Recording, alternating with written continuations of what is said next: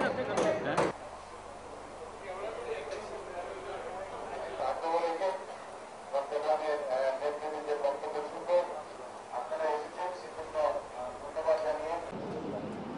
মানবাধিকার কমিশনের চেয়ারম্যান উনি তো কথা জিজ্ঞেস করলে উনি এটা হুট করে একটা কথা বলে দেন। উনি তথ্য না নিয়ে, না বুঝে, না শুনে উনি একটা কমেন্ট করে দেন।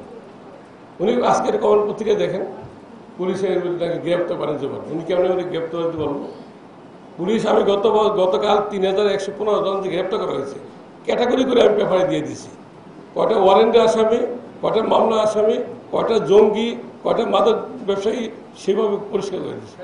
নির্দিষ্ট অভিযোগ ছাড়া একটা লোককে গ্রেপ্তার করা হয়নি। পরিষ্কার ইনস্ট্রাকশন দেওয়া আছে, কোনো নির্দোষ ব্যক্তিকে গ্রেপ্তার করা যাবে না।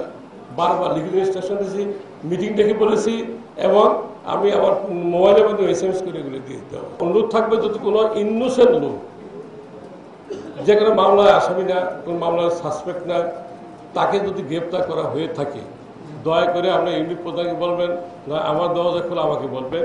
আমরা যদি কোনো ইনোসেন্ট লোকে হয়রানি করে থাকে তার বিরুদ্ধে আমি সংশ্লিষ্ট অফিসারের বিরুদ্ধে ব্যবস্থা নেব। আমরা চাই না কোনো ইনোসেন্ট লোক হয়রানি হোক। যদি এরকম স্থানীয় কোনো থানার বা কোনো অফিসারের ভুলের জন্য হয়ে থাকে তার দায়িত্ব তার বিরুদ্ধে আমাদের ব্যবস্থা নেব।